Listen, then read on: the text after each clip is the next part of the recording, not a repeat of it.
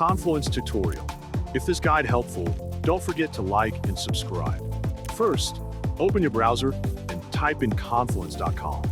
On the home page, go to the top of the screen and enter your email.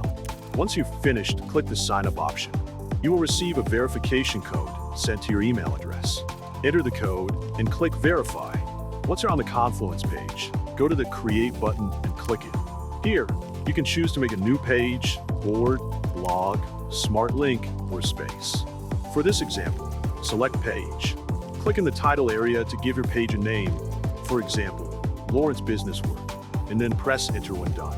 In the description area, you can add various elements using the slash button. This allows you to insert tables, emojis, status indicators, dates, and more by selecting from the menu. At the bottom of the screen, you will find several templates provided by Confluence. For example, choose the one-on-one meeting template. Confluence will then generate a ready-to-use template designed for meetings.